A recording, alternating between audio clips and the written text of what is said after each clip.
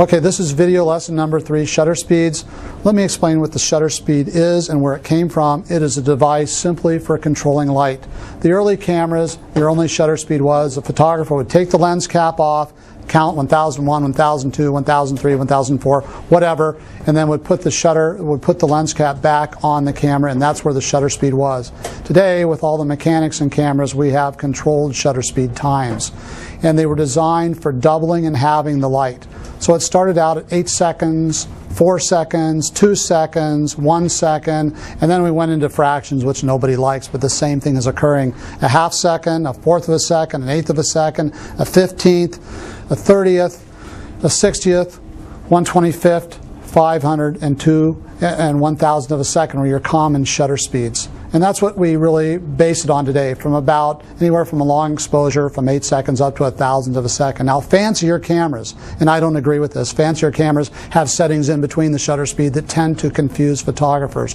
What I want you to understand about the shutter speed, that if you're at one shutter speed, like 60, and you go to 30, you double the amount of light. If you're at 60 and you go to 125, you cut the light in half. That is true through that whole scale. The reason we use different shutter speeds originally was to control light. Today we use different shutter speeds for different types of event.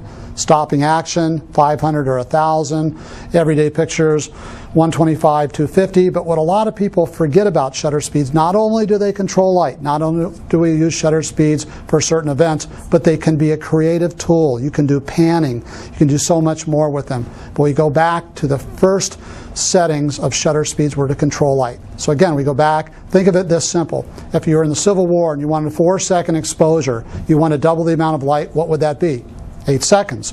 If you want to cut the light in half, what would that be? 2 seconds. Today, the same thing is true about the shutter speeds with cameras in fractions of a second. For instance, if you're at 1/25th of a second, you get X amount of light. If you want to cut the light in half, go to 250. If you want to double the amount of light, go to 60. Just keep in mind that shutter speeds are designed to control light, can be a creative tool, and certain shutter speeds are better for one event other than another. So you want to practice with this, practice, practice, practice, understand the shutter speeds, know where to start. Good luck.